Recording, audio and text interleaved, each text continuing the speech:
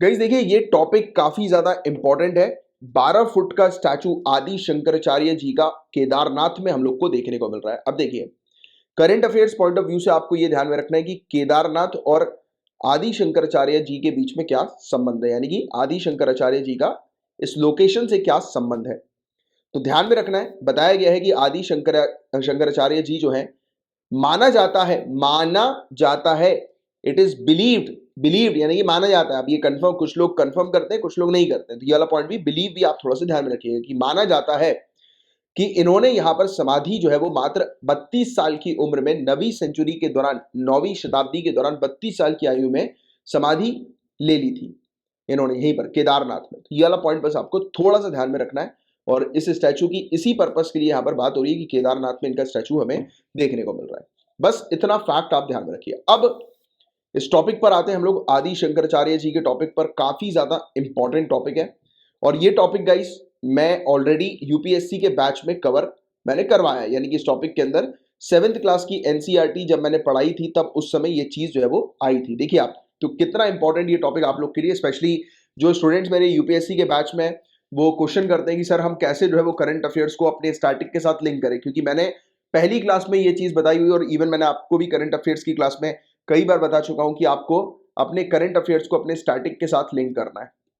तो गौर से सुनिए जो स्टूडेंट यूपीएससी के बैच में, तो देखिए गाइस आप इस टॉपिक को जो है वो, जैसे कि मैंने आपको ये वाला टॉपिक पूरा कवर करवा लिया। और देखिए यूपीएससी के बैच में सेम जैसे ही मैं आप लोग को इंग्लिश और हिंदी में टॉपिक्स पढ़ाता हूँ, मतलब कि इंग्लिश और हिंदी सामने स्क्रीन पर लिखी रहती है और मैं आपको जो एक्सप्लेनेशन देता हूँ वो हिंदी में प्रॉपर तरीके से आपकी अंडरस्टैंडिंग डेवलप करता हूँ। सेम वही टेक्निक से मैं पर्सनली जीएस पेपर 1 2 3 4 सब कुछ आप लोग को डिटेल में कवर करा रहा हूँ civil services point of view से, राइट। तो जैसे कि ये टॉपिक मैंने ऑलरेडी फिनिश करवाया हुआ है। अब देखिए ये आदि शंकराचार्य जी का ही टॉपिक हम लोग को देखने को मिल रहा है, तो मैं फिर से पहले इस टॉपिक को जो है वो रिपीट करता हूं। और देखिए अभी क्या है, आदि शंकराचार्य जी जब जहां पर मैंने आप लोग के नोट्स बनवाए, तो ये बात मैं कर रहा हूं यूपीएससी के हमारे बैच के स्टूडेंट से, तो जहां पर गाइस मैंने आप लोग को नोट्स बनवाए हैं, अब वहीं पर ही साइड में जो है वो इस न्यूज को लिख दीजिए कि केदारनाथ और आदि शंकराचार्य जी के बीच में क्या संबंध है वो भी लिख दीजिए। और अभी कुछ और फैक्ट्स अगर मैं आपको बताऊंगा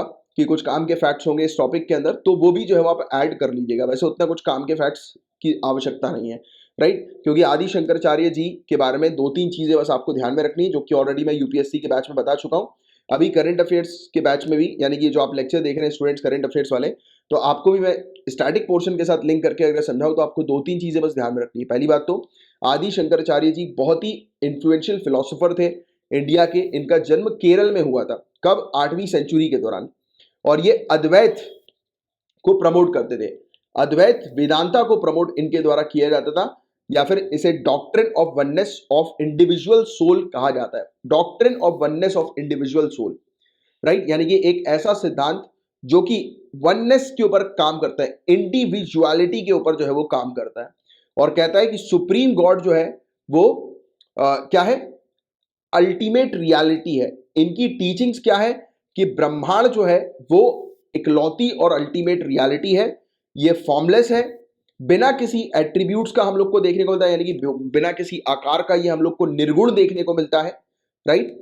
और साथ ही साथ कहा जाता है कि हमारे आसपास जो भी दुनिया है वो पूरी की पूरी माया की दुनिया, हमें इल्यूजन की दुनिया देखने को मिलती है। और इन्होंने कहा है कि इस दुनिया को जो है वो हमें त्याग देना चाहिए, मतलब दुनिया से जो है वो अलग हो जाना चाहिए, अपने आप को आइसोलेट कर देना चाहिए, और एक ऐसा रास्ता चूज करना चाहिए जो कि नॉलेज से भरा हो। और नॉलेज हमें कौन सी प्राप्त करनी है, जिससे कि हमें करेक्ट नेचर, ट्रू नेचर, वास्तविक नेचर जो है, किस चीज का वास्तविक नेचर, कि इस प्रकृति का, राइट, तो वो हम जो है वो समझ सकें, राइट, वास्तविक नेचर इस प्रकृति का, पूरी दुनिया का, पूरे ब्रह्मांड का समझ सके और मोक्ष प्राप्त कर सके।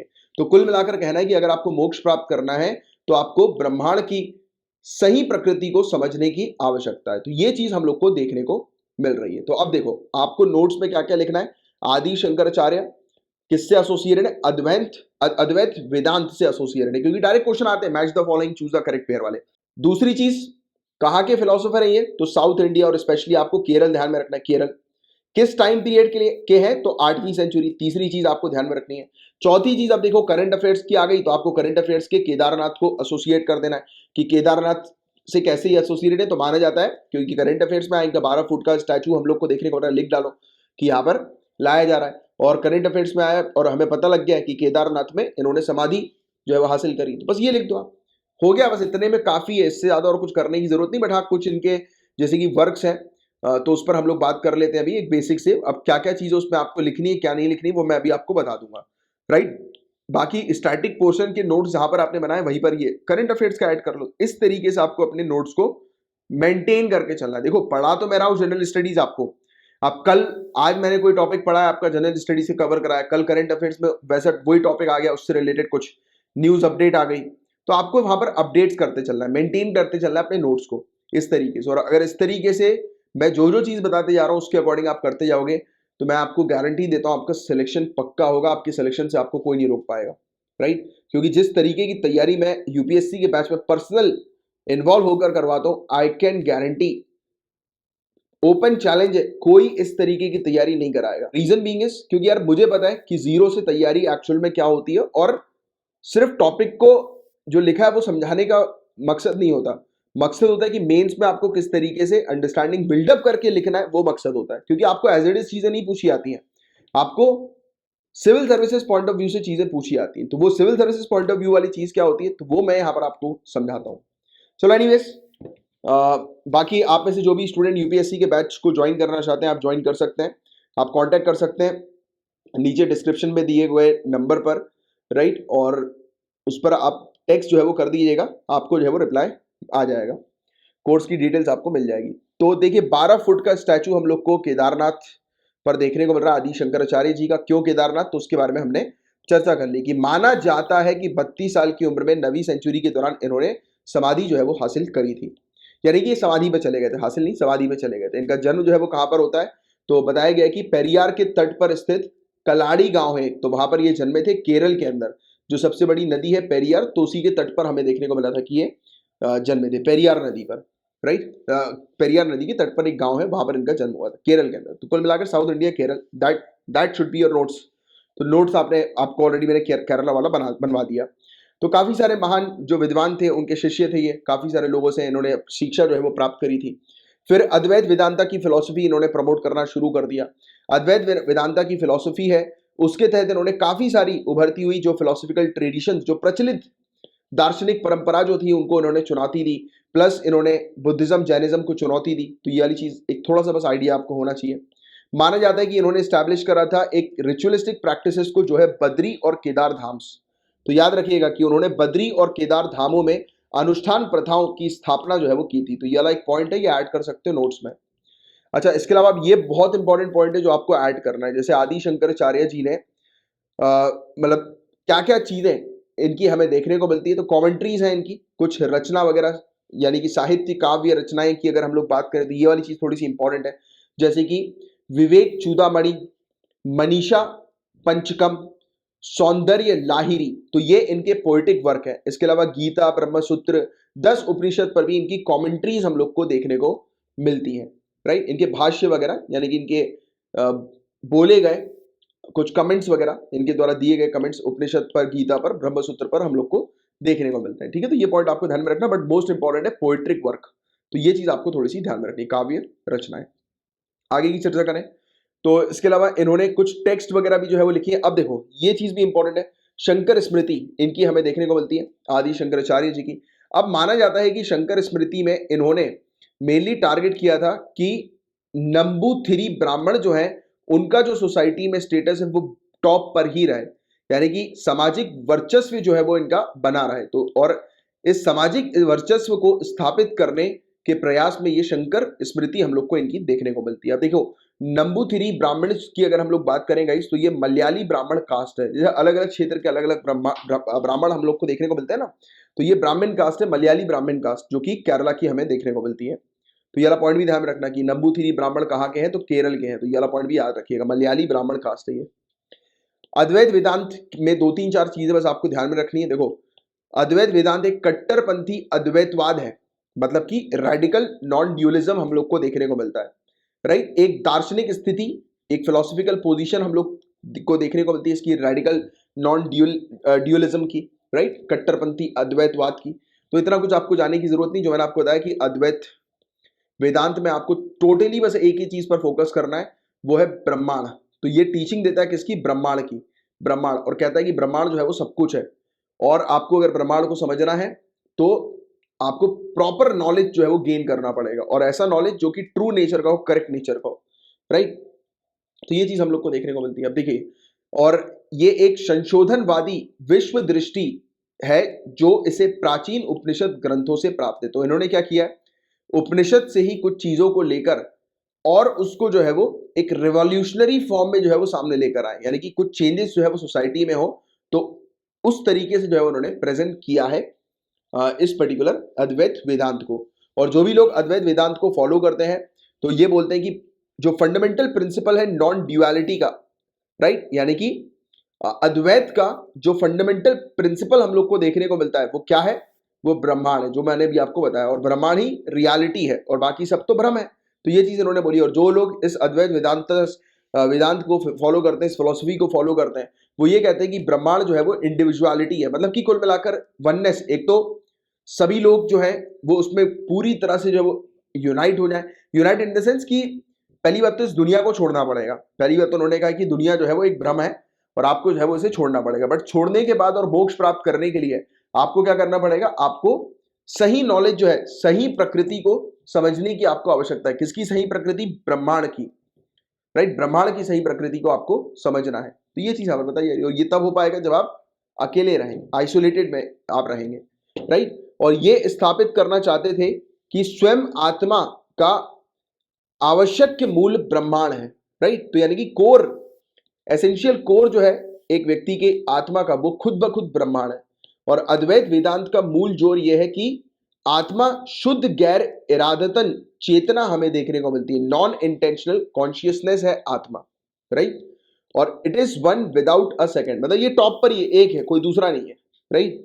Non dual, non dual Advaita, infinite existence इसकी हम लोग को देखने को मिलती है, अनंत अस्तित्व है इसका, और न्यूमेरिकली आइडेंटिकल ये हम लोग को देखने को मिलती है। संख्यात्मक रूप से ब्रह्मांड के समान ये हम लोग को देखने को मिलती है, राइट। क्योंकि ब्रह्मांड जो है उसको क्या बोलते हैं? एक है। अब देखिए, एक ब्रह्मांड, पूरा ब्रह्मांड यानी कि यूनिवर्स। अब इसके अंदर हम लोग को प्लैनेट्स, गैलेक्सी, पहले गैलेक्सी आएगी, राइट, और कितनी सारी गैलेक्सीज हैं, फिर उसके अंदर हम लोग को प्लैनेट्स देखने को मिलेंगे, फिर उसके अंदर, मतलब वही है, ब्रह्मांड क्या एक है पूरा, उससे उसके अलावा और कुछ तो है नहीं ना। वैसे आत्मा को इन्होंने ब्रह्मांड के साथ जो है वो लिंक करने की कोशिश जो है वो करी है अद्वैत वेदांतिज्म या अद्वैत वेदांत की फिलोसफी के थ्रू, ठीक है। तो ये बस पॉइंट आपको ध्यान में रखना है। और देखिए, इनकी जो लेगेसी हम लोग को, विरासत जो हम लोग को देखने को मिलती है, या फिर मैं आपको बोलूं कि आदि शंकर की फिलोसफी का जो सार है वो क्या है, देखो एनसीईआरटी में हम ऑलरेडी पढ़ चुके हैं।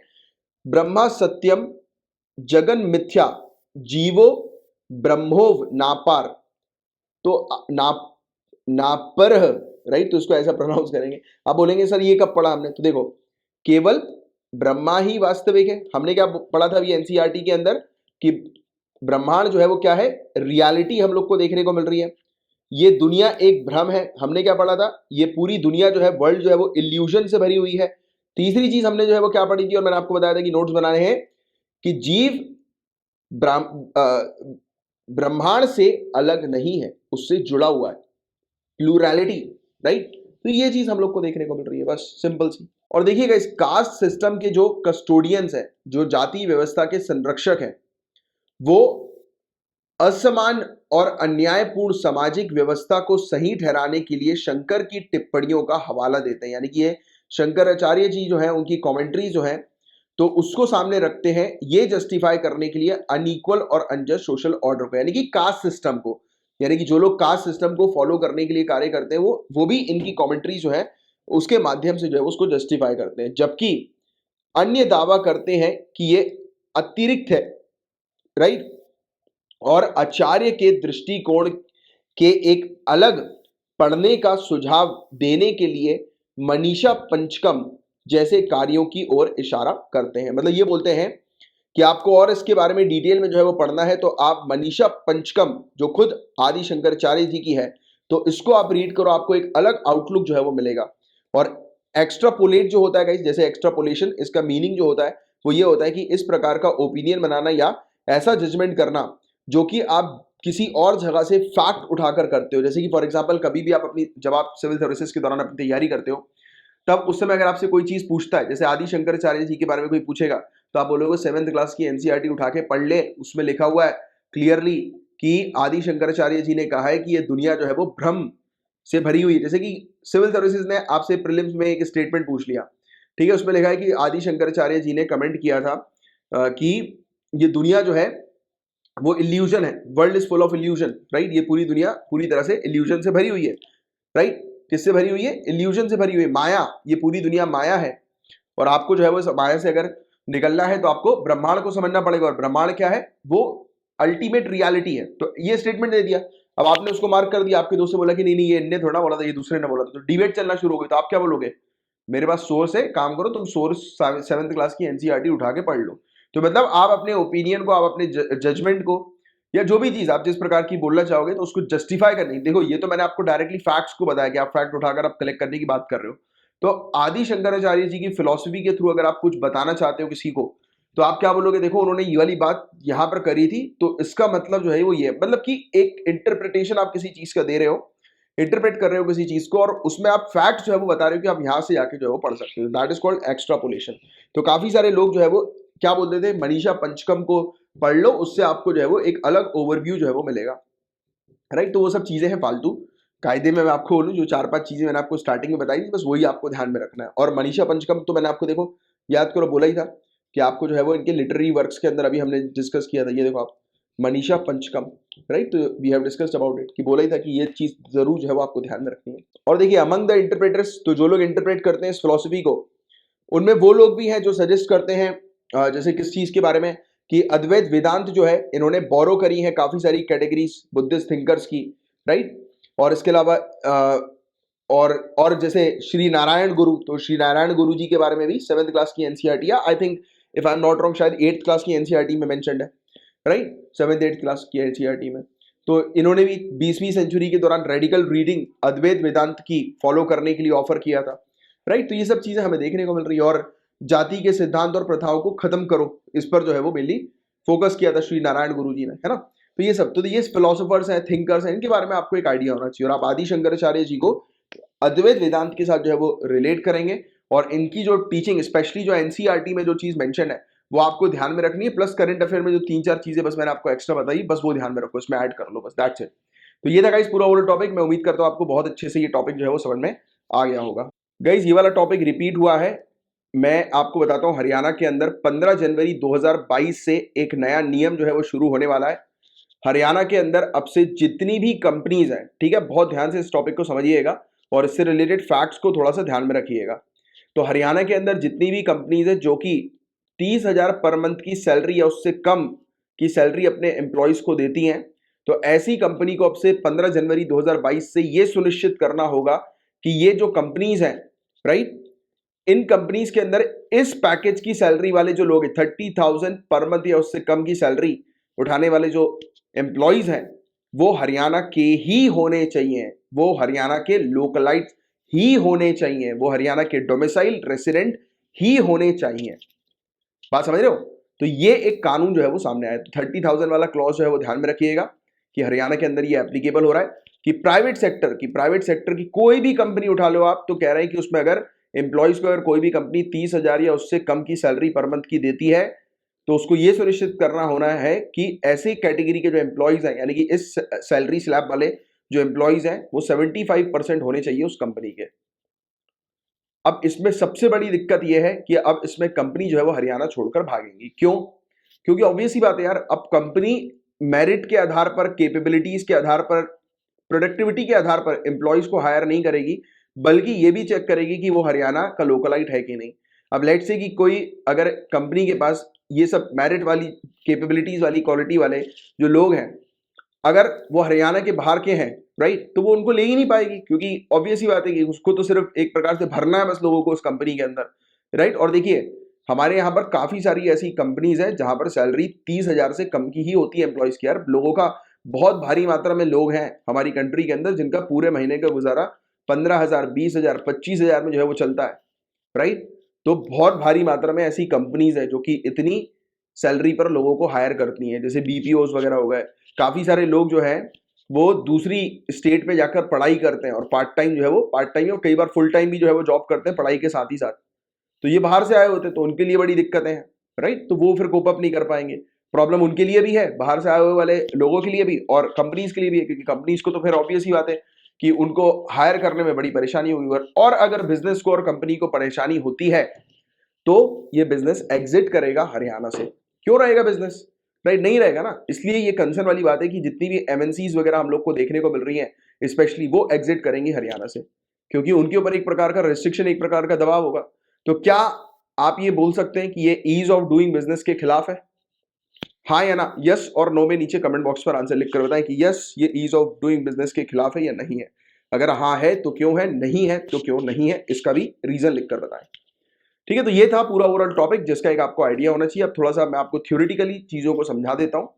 तो देखो, ये जो बिल हम लोग को देखने को मिल रहा है, ये कौन सा बिल है? Haryana state employment of local candidates bill, Haryana राज्य स्थानीय उम्मीदवारों का रोजगार विधेयक। तो बता रहे हैं कि इस बिल के तहत जो भी प्रोविजंस है उसको 15 जनवरी 2022 से लागू किया जाएगा और 75% आरक्षण जो है वो हरियाणा में रहने वाले, जो नौकरी करने वाले जो लोग हैं, स्थानीय लोग, डोमिसिल जो हरियाणा के हमें देखने को मिलते हैं, तो उनको जो है वो कंपनीज को जॉब में रखना पड़ेगा। 75% रिजर्वेशन हरियाणा के लोकलाइट्स को देना पड़ेगा प्राइवेट कंपनीज को। तो ये चीज, ये कानून जो है वो कहता है। कानून 75% रिजर्वेशन की बात करता है कि प्राइवेट सेक्टर जॉब्स जो है, राइट, उसमें 75% रिजर्वेशन उन लोग को देना है जो रेसिडेंट है हरियाणा के, जो डोमिसिल है हरियाणा के। और ये कानून 10 सालों के पीरियड के लिए एप्लीकेबल होगा, ये फैक्ट ध्यान में रखिएगा। जॉब के अंदर जिनकी मंथली सैलरी 30,000 या उससे कम की है, तो उन्हीं कैंडिडेट्स के लिए ये प्रोविजन हम लोग को देखने को मिल रहा है। यानी कि इससे हायर सैलरी वालों के लिए ये प्रोविजन नहीं है, but you know about it कि भारी मात्रा में इससे कम सैलरी वाले ही लोग हम लोग को ज्यादातर देखने को मिलता है। आप ही आसपास अपने फ्रेंड सर्कल में पूछिएगा, उनकी सैलरी वैसे पूछना अच्छा नहीं होता यार, सही बात नहीं है किसी की सैलरी वगैरह पूछना, कभी मत पूछा करो। चाहे आपका कितना भी अच्छा दोस्त हो या ना हो, अच्छी चीज नहीं होती है किसी से भी किसी की सैलरी पूछना कि यार कितना मिलता है तुम्हें, तो वो गलत बात होती है, वो एक अच्छे एटिकेट्स नहीं होते। And you guys are becoming bureaucrats, आने वाले समय के आप ब्यूरोक्रेट्स हैं, आपको थोड़ा कोड ऑफ कंडक्ट भी रखना पड़ेगा, राइट, कि किस प्रकार से बिहेव करना है, किस प्रकार से बातचीत करनी है। This is very important. और एक अच्छे इंसान के लिए भी बहुत ज्यादा जरूरी होता है कि वो कभी किसी से सैलरी ना पूछे। और ये सब चीप चीजें होती हैं, सस्ती, जो बोलते हैं ना सस्ती चीजें, मतलब इस टाइप की बेकार चीजें, है ना। तो इतना सस्ता आदमी नहीं बनना, मतलब करोड़ों के लोग आप लोग, करोड़ों, राइट, करोड़ों की वैल्यू है आप लोगों की, right, you guys worth rupees crores, right. तो आप लोग जब करोड़ों की वैल्यू रखने वाले इंसान हो, तो आप ऐसी सस्ती चीजों की बात आपके मुंह से भी नहीं निकलनी चाहिए। चलो, तो अभी इसके पीछे, ये कानून के पीछे का तर्क ये दिया जाता है कि ये एक अच्छा बैलेंस क्रिएट करेगा इंडस्ट्रीज की प्रोग्रेस में और इकोनॉमी में। तो ये चीज एग्जैक्टली है नहीं, क्योंकि चिंता वाली बात यही है कि इसके कारण काफी सारी एमएनसी जो है वो हरियाणा स्टेट के बाहर चली जाएंगी। और रिजर्वेशन जो है वो ऑब्वियस ही बात है कि प्रोडक्टिविटी और कॉम्पिटिटिवनेस इंडस्ट्री के जो है वो अफेक्ट करेगा। साथ ही साथ लीगल इश्यूज भी आएंगे डोमिसिल रिजर्वेशन को लेकर, राइट। और इवन कोर्ट्स भी नहीं चाहती है कि पब्लिक एम्प्लॉयमेंट में जो है वो डोमिसिल का जो कंडीशन है उसको जो है वो इंक्लूड किया जाए पब्लिक एम्प्लॉयमेंट में। तो ये वाली चीजें, इवन कॉन्स्टिट्यूशन के अंदर भी कोई भी प्रोविजन जो है वो प्राइवेट एम्प्लॉयमेंट के लिए नहीं है। हालांकि पब्लिक एम्प्लॉयमेंट के लिए हमें मिल जाता है कॉन्स्टिट्यूशन के आर्टिकल 16 क्लॉज 4 के अंदर, बट प्राइवेट के लिए जो है वो हमें नहीं मिलता है, कोई भी नहीं है इस प्रकार का हम लोग को देखने को मिलता है कॉन्स्टिट्यूशन के अंदर। तो ये 3-4-5 पॉइंट्स हैं, बस आपको ध्यान में रखने और इस टॉपिक को समझना है, जो मैंने आपकी अंडरस्टैंडिंग क्रिएट करी, दैट्स इट। देखिए गाइस, तमिलनाडु की डीएमके जो है, डीएमके सरकार ये नहीं चाहती है कि नेशनल एजुकेशन पॉलिसी जो है वो तमिलनाडु के अंदर इंप्लीमेंट हो। नेशनल एजुकेशन पॉलिसी बोल लो या न्यू एजुकेशन पॉलिसी बोल लो 2020 की, राइट। तो चीफ मिनिस्टर एम.के. स्टालिन, इन्होंने जो है वो कहा है कि नेशनल एजुकेशन पॉलिसी 2020 की ये तमिलनाडु के अंदर इंप्लीमेंट नहीं होगी। एक्सपर्ट कमेटी का कहना यह है कि नई एजुकेशन पॉलिसी ये अपनी स्टेट, खुद की स्टेट के लिए जल्दी प्रिपेयर करेंगे, यानी कि तमिलनाडु की एक नई नेशनल एजुकेशन पॉलिसी जो है वो लाई जाएगी। अच्छा, मेरा आपसे ये सवाल है कि क्योंकि क्वेश्चन देखो, national education policy, new education policy के बारे में we have already discuss in detail, right.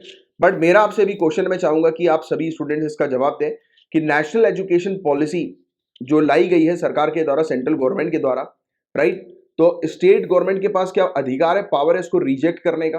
This is my question. अधिकार है या नहीं है, राइट, ये चीज बताइए। तो यस गाइस, अधिकार है, राइट। क्यों है? क्योंकि आप बेसिक सी चीज ध्यान में रखो, एजुकेशन जो सब्जेक्ट हम लोग को देखने को मिलता है ये 7वें शेड्यूल के अंदर किस लिस्ट के अंदर आता है बताओ? किस लिस्ट के अंदर? Union list, state list, concurrent list. किस स्टेट के अंदर आता है? लिस्ट के अंदर आता है, तो ये कॉन्करेंट में आता है, ठीक है, स्टेट नहीं, कॉन्करेंट। कॉन्करेंट लिस्ट में आने, एजुकेशन कॉन्करेंट में आता है, मतलब कि यूनियन गवर्नमेंट और स्टेट गवर्नमेंट, सेंट्रल गवर्नमेंट और स्टेट गवर्नमेंट दोनों ही इस पर कानून बनाने की क्षमता रखती है, दोनों के पास ही पावर इस एजुकेशन पर कानून बनाने की, है ना। और दूसरी बात, ऑब्वियसली बात है कि स्टेट को अगर सेंट्रल गवर्नमेंट के कानून जो है वो नहीं पसंद, कानून नहीं कहेंगे एग्जैक्टली हम लोग, वैसे तो अगर बात करें नेशनल एजुकेशन पॉलिसी की, तो इसमें भी हम लोग को क्या देखने को मिलता है कि पॉलिसी लिखा हुआ है, पॉलिसी। और पॉलिसी से ही आपको समझ में आना चाहिए कि पॉलिसी बाइंडिंग नेचर की नहीं होती है। कानून अगर बना दिया सेंट्रल गवर्नमेंट ने तो फिर भी वो एक विवाद का कारण बन सकता है, क्योंकि यू नो अबाउट इट कि सेंट्रल गवर्नमेंट और स्टेट गवर्नमेंट अगर दोनों कानून बनाती है एक ही सिंगल सब्जेक्ट पर, तो किसका कानून जो है वो मान्य होगा? तो ऑब्वियसली बात है सेंट्रल गवर्नमेंट का, अगर कोई भी डिस्प्यूट होता है, कोई भी इशू होता है तो, राइट। तो ये वाली चीज भी आप जानते हैं कि पार्लियामेंट फिर अपने तौर तरीके निकाल कर फिर वो थोपती है चीजें, राइट। तो वाली चीज हमें देखने को मिलती है। बट इस केस में अगर एजुकेशन पॉलिसी की बात करें, दिस इज पॉलिसी, ये पॉलिसी एक प्लान हम लोग को देखने को मिल रहा है, राइट। तो ऑब्वियस ही बात है कि अगर पॉलिसी स्टेट गवर्नमेंट को नहीं पसंद तो फिर वो अपना खुद का प्लान जो है वो लेकर आएंगे। तो ये चीज है। तो मेन जो मुद्दे की जो बात थी, जो मैंने भी आपको समझाया, वो ये थी समझने वाली civil services point of view से। अब देखिए आप, नेशनल एजुकेशन पॉलिसी जो है वो रिकमेंड की गई है सेंटर के द्वारा, और ये बोला जा रहा है तमिलनाडु के द्वारा कि रिकमेंड करिए सेंटर ने, और किसके लिए? इलीट्स के लिए, राइट। किसके लिए? कुलीन वर्ग के लिए। और एजुकेशन जो है वो सिर्फ कन्फाइन होकर रह जाएगा, सीमित होकर रह जाएगा सिर्फ कुछ ही वर्गों के लिए, यानी कि उन तक ही बस सीमित हो जाएगा, कुछ ही वर्गों तक, राइट। तो ये चीज यहां पर बताई जा रही है। और इसके अलावा इसके अंदर 3 लैंग्वेज पॉलिसी जो है, तो ये भी तमिलनाडु को नहीं पसंद। इसमें संस्कृत को जो है वो प्राथमिकता ज्यादा दी जा रही है, तमिल लैंग्वेज और दूसरी लैंग्वेज से ऊपर, राइट। तो वो तमिलनाडु गवर्नमेंट जो है वो पसंद नहीं कर रही है। और नेशनल एजुकेशन पॉलिसी जो है वो इंटरवीन करती है, मतलब स्टेट के मामले में एजुकेशन की अगर हम बात करें, तो स्टेट के एजुकेशन सेक्टर जो कि कोर मेन मामला उनका है, तो उसमें इंटरवीन करेगी, उसमें घुसपैठ करेगी केंद्र। तो वो चीज इनको पसंद नहीं आ रही, ये फेडरलिज्म के खिलाफ है बोलते हैं, है ना। इसलिए कहा जाता है कि नेशनल एजुकेशन पॉलिसी को देखा जा रहा है कि पॉलिसी जो है वो सोशल जस्टिस के अगेंस्ट है, फेडरलिज्म के अगेंस्ट है, प्लूरलिज्म के अगेंस्ट है, इक्वालिटी के अगेंस्ट है, सामाजिक न्याय के अगेंस्ट, कि कुछ ही लोगों को जो है वो अच्छा वो मिलेगा, ऑब्वियसली बात है मौका मिलेगा, क्योंकि कुछ लोग जो है जो जिनकी मदर टंग लैंग्वेज जो है वो संस्कृत या हिंदी या मतलब जैसे कि इंग्लिश, तो ऑब्वियसली बात है कि इसको अपन ऑप्शनल के तौर पर लें, तो 3 लैंग्वेज की पॉलिसीज के अंदर है, राइट। तो उसमें बड़ी दिक्कतें आएंगी, यानी कि काफी सारे लोग जो है वो नहीं झेल, मतलब वो कर पाएंगे, कोप कर पाएंगे। और साथ ही साथ फेडरलिज्म की सेंटर ने जो है वो स्टेट्स के ऊपर जो है वो थोप दी ये पूरी पॉलिसी बनाकर, राइट। तो वो चीज गलत है, तो ये मुद्दा जो है वो उठाया गया। फिर प्लूरलिज्म, मतलब कि कुल मिलाकर बहुलवाद हम लोग को देखने को मिल रहा है, यानी कि सीमित नेचर की जो है ये पॉलिसी हम लोग को नजर आ रही है। और डिवीजन एक प्रकार का जो है वो क्रिएट कर देगी, इक्वलिटी के अगेंस्ट है ये, राइट। तो ये चीज हम लोग को समानता के अगेंस्ट देखने को मिलती है, ये सब चीज है। तो जो मैंने आपसे पूछा था कि क्या ये पॉसिबल है तमिलनाडु के लिए कि तमिलनाडु नेशनल एजुकेशन पॉलिसी अगर इंप्लीमेंट ना करे तो यस पॉसिबल है, ये पॉलिसी है, word policy, national education policy 2022 में वर्ड पॉलिसी है। इसका मतलब यही है कि ये एक प्रकार का सिर्फ रिकमेंडेशन है, बाइंडिंग नेचर का नहीं है, राइट। और एजुकेशन जो है वो कॉन्करेंट लिस्ट के अंदर हम लोग को देखने को मिलता है। तो ऑब्वियस ही बात है, जब एजुकेशन कॉन्करेंट लिस्ट में, तो स्टेट भी जो है वो अपने अकॉर्डिंग रूल्स बना सकती है, रूल्स रेगुलेशन कानून बना सकती है। और जब Rajiv Gandhi second national education policy 1986 में लाए थे, तो काफी सारी पार्टीज ने इसको अपोज किया था। जैसे एग्रीकल्चर पॉलिसी, ये पार्लियामेंट ने पास कर दिया, बट काफी सारी स्टेट ने जो है उसको रिजेक्ट कर दिया, राइट। तो ये चीज हमें देखने को मिली। तो ये था पूरा ओवरऑल टॉपिक। मैं उम्मीद करता हूँ कि ये टॉपिक आपको अच्छे से समझ में आ गया होगा। अब देखो यहाँ पर सिर्फ आपको एक ही सिंपल सी चीज ध्यान में रखनी है कि अबू धाबी में अब से नॉन मुस्लिम सिविल मैरिजेस भी हो सकेंगी, राइट। पहले जो है सिर्फ मुस्लिम्स की ही सिविल मैरिजेस अलाउड थी, अब नॉन मुस्लिम्स भी जो है वो मैरी कर सकेंगे, डिवोर्स कर सकेंगे, और जॉइंट चाइल्ड कस्टडी जो है वो सिविल लॉ के अंडर जो है वो हासिल कर सकेंगे, यानी कि बच्चे की कस्टडी जो है वो उनको मिल सकेगी सिविल लॉ के तहत अबू धाबी में। तो एक नया कानून जो है वो इस प्रकार का अबू धाबी के अंदर देखने को मिल रहा है, लेटेस्ट स्टेप है यूएई की तरफ से, राइट। और जहां पर पर्सनल स्टेटस लॉज जो है मैरिज और डिवोर्स के, ये इस्लामिक शरिया प्रिंसिपल के ऊपर बेस्ड हमें देखने को मिलते हैं, जैसे कि दूसरी गल्फ कंट्री में है। तो बेसिकली इस क्षेत्र में बताया जा रहा है कि कंपटीशन को इंक्रीज करने के लिए कि अलग अलग जो लोग हैं, यानी कि नॉन मुस्लिम्स जो है वो भी यहाँ पर आए, और ज्यादा मात्रा में ऑलरेडी हैं, राइट, तो फिर उनको भी जो है वो फैसिलिटी मिल सके। तो ग्लोबल लेवल पर एक कॉम्पिटिटिवनेस लाने के लिए और इस पर्टिकुलर डेस्टिनेशन को और ज्यादा अट्रैक्टिव बनाने के लिए यूएई को, तो और आप कह सकते हैं कि यूजर फ्रेंडली कहना जो है वो सही नहीं रहेगा, मतलब आप ये कह सकते हैं कि रेसिडेंट फ्रेंडली बनाने के ऊपर काम किया जा रहा है, राइट, यूएई के द्वारा। तो ये वाली एक बेसिक सी चीज है जिसका बस जनरल से बस आपको आइडिया होना चाहिए, ज्यादा कुछ नहीं है इसके अंदर। अब देखो उआपा के टॉपिक को मैं ऑलरेडी आप लोग को काफी डिटेल में कवर करा चुका हूं और इस पर एक सेपरेट लेक्चर भी मैंने बनाया हुआ है। अगर आपने अनलॉफुल एक्टिविटीज प्रिवेंशन एक्ट वाला लेक्चर नहीं कवर किया है तो मुझे बता दो नीचे कमेंट बॉक्स पर लिखकर, मैं इसको आपको लिंक भी दे दूंगा। और एक बार पिंड मैसेज पे देख लेना, पिंड मैसेज पे यानी कि सबसे टॉप पर जो कमेंट होगा उस पर अगर इसकी लिंक डली होगी तो बहुत अच्छी बात है, आप इसको जो है वो रिवाइज कर लो, देख लो। नहीं डली तो मुझसे पूछ लेना और तो मैं जो है उसको ऐड कर दूंगा, ठीक है। और अभी ये टॉपिक क्यों आया, तो that is not important for you, main UAPA का टॉपिक इंपॉर्टेंट है जो आपको थोड़ा सा ध्यान में रखना है एग्जामिनेशन के लिए। अब देखो ग्लोबल मीथेन प्लेज ये हम लोग को देखने को मिल रहा है, वैश्विक मीथेन प्रतिज्ञा है ये, राइट। तो ग्लोबल मीथेन प्लेज ये लॉन्च हुआ है United nation conference of party 26 climate conference Glasgow UK के अंदर जो हुई है उस दौरान हम लोग को देखने को मिला है कि ये प्लेज जो है वो लिया गया। तो आपको पता होगा हमने इसके बारे में भी अभी कुछ समय पहले डिस्कस किया कॉन्फ्रेंस ऑफ पार्टी 26 के बारे में जो कंडक्ट हुई, तो उसी समय ग्लोबल मीथेन प्लेज की जो है वो बात करी है। अब देखो ऑब्वियसली बात इस नाम से ही आपको समझ में आ जाना चाहिए कि मीथेन को रिड्यूस करने के लिए ये प्रॉमिस जो है वो किए जा रहे हैं, अब प्रयास जो है वो किए जा रहे हैं यूनाइटेड स्टेट्स और यूरोपियन यूनियन के द्वारा। मीथेन जो जैसे हम लोग कार्बन डाइऑक्साइड एमिशन को रिड्यूस करने के लिए प्रयास कर रहे हैं ना कि टेम्परेचर लेवल जो है उसको डिक्रीज करने के लिए हमें कार्बन डाइऑक्साइड एमिशन को डिक्रीज करना है, मतलब कि ये ग्रीन हाउस गैस है। तो वैसे ही ये ग्रीन हाउस गैस मीथेन हम लोग को देखने को मिल रही है। अब स्पेसिफिकली जैसे कार्बन डाइऑक्साइड एमिशन को रिड्यूस करने के लिए एफर्ट्स प्रयास जो है वो किए जा रहे हैं, वैसे ही अब मीथेन को भी रिड्यूस करने के लिए प्रयास हम लोग को देखने को मिल रहा है, राइट। और अभी तक 90% से भी ज्यादा 90 कंट्रीज ने से भी ज्यादा कंट्रीज ने इसको साइन कर लिया है।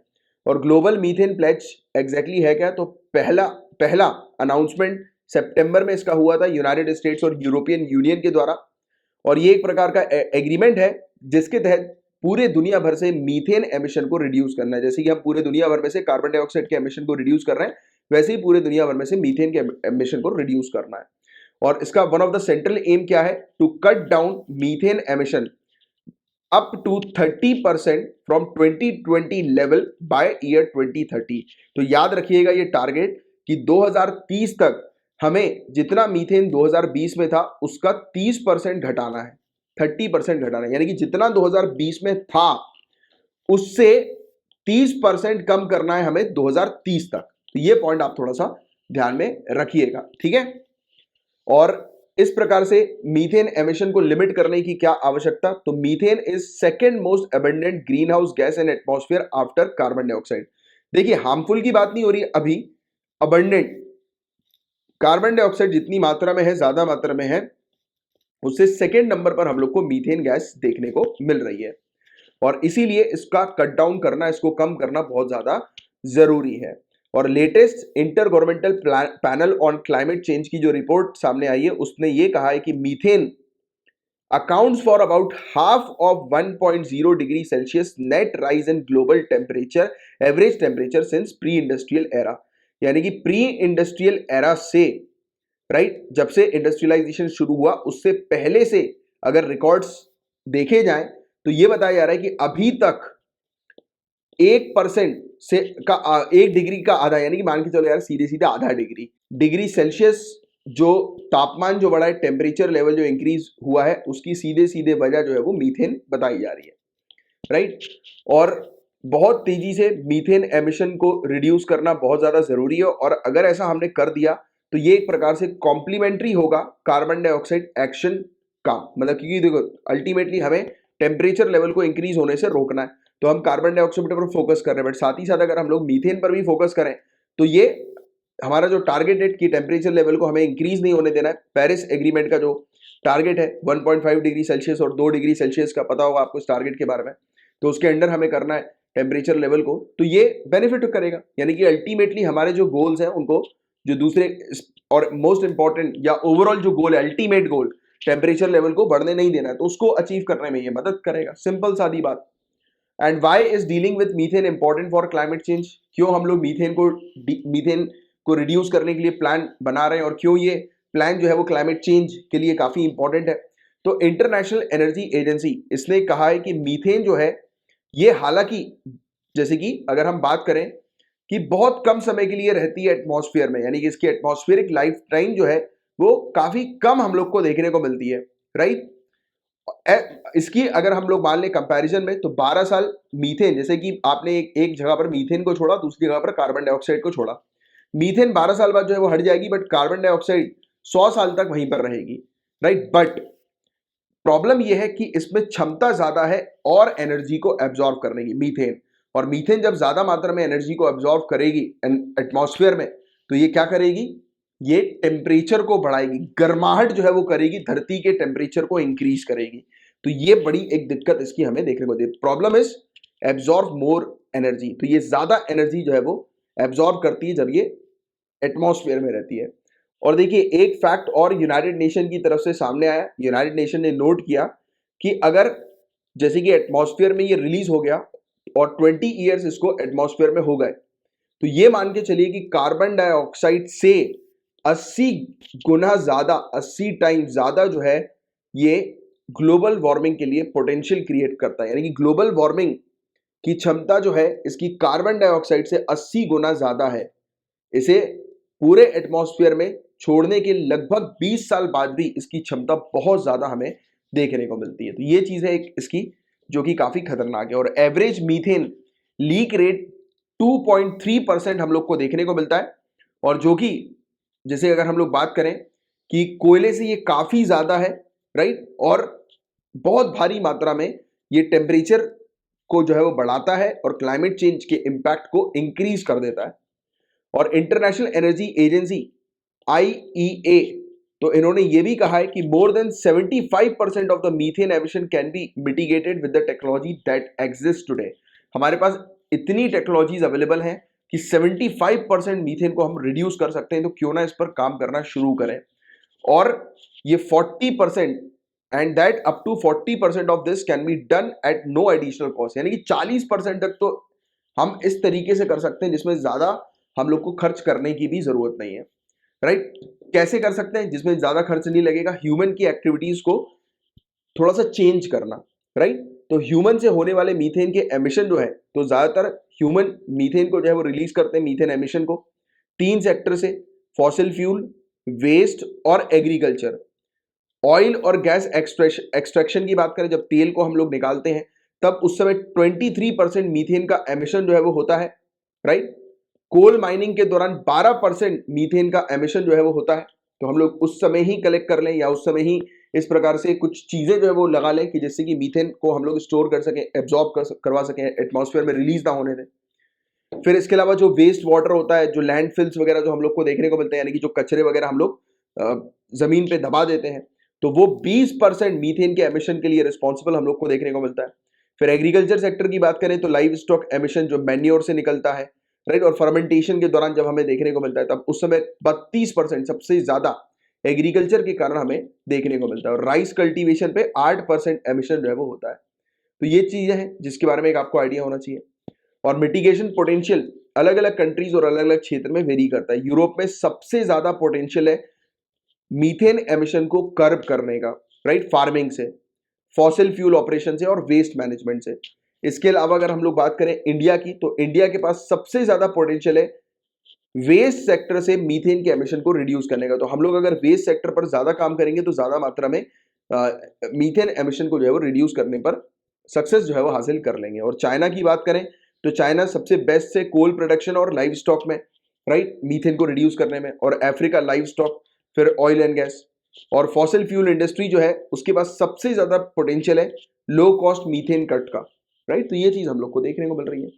और सजेशन की जो है वो बात की जाए तो ऑब्वियस बात है कि ह्यूमन कॉस्ट मीथेन एमिशन जो है वो 45% का हमें देखने को मिलता है, जो कि बहुत ज्यादा है। और अगर ह्यूमन अपनी एक्टिविटीज, अपने बिहेवियर्स को थोड़ा चेंज करे, कुछ टेक्नोलॉजी का उपयोग करे, तो हम लोग इतने मीथेन को जो है वो एनवायरमेंट में रिलीज होने से बचा सकते हैं, रोक सकते हैं। और बताया जा रहा है कि इतना जो एमिशन हम लोग कर रहे हैं, ह्यूमन मेड एमिशन जो हो रहा है, ये 0.3 डिग्री सेल्सियस तक टेम्परेचर को इंक्रीज कर देगा 2045 तक। तो ये चीज बताई जा रही है कि ह्यूमन के द्वारा होने वाला जो मीथेन एमिशन है वो 0.3 डिग्री सेल्सियस जो है वो टेम्परेचर को इंक्रीज कर सकता है, तो उतनी क्षमता रखता है। एंड इसी के कारण 2,60,000 प्री मेच्योर डेथ हो सकती है, 7,75,000 asthma related hospital visit annually हम लोग को देखने को मिलती है, as well as 25 million ton जो है वो क्रॉप्स का नुकसान होता है इस पर्टिकुलर मतलब जो टेम्परेचर लेवल जो इंक्रीज हो रहा है, क्लाइमेट चेंज की जो इम्पैक्ट हमें देखने को मिल रहा है, तो उसका इस प्रकार से जो है वो हम लोग को नुकसान देखने को मिलता है। 3 बिहेवियरियल चेंजेस हैं, जैसे कि हम लोग फूड वेस्ट को रिड्यूस करें, फूड लॉस को रिड्यूस करें, लाइव स्टॉक मैनेजमेंट को इंप्रूव करें, एक हेल्दी डाइट जो है वो अडॉप्ट करें, जैसे कि वेजिटेरियन हो गया या लो मीट या डेयरी कंटेंट वाली डाइट हो गया। और आजकल तो लोग काफी ज्यादा वेजिटेरियन बनते जा रहे हैं, वीगन बनते जा रहे हैं, एक ट्रेंड टाइप का जो है वो आजकल चल गया, स्पेशली वेस्टर्न वर्ल्ड की अगर हम लोग बात करें तो सभी लोग जो है वो अधिकतर लोग वीगन होते जा रहे हैं। जब से ये कोरोना वायरस का की घटना हुई है उसके बाद से तो और चीज बढ़ गई है। साथ ही साथ मीथेन एमिशन को रिड्यूस कर सकेंगे हम लोग 65 से 80 मिलियन टन हर साल पिछले कुछ यानी अगले कुछ डिकेड्स में ही, कुछ दशकों में, अगर ये सब बिहेवियरल चेंजेस में हम लोग काम करना शुरू कर दें तो ये था गाइस पूरा टॉपिक। मैं उम्मीद करता हूं कि ये पूरा टॉपिक आपको अच्छे से समझ में आ गया होगा।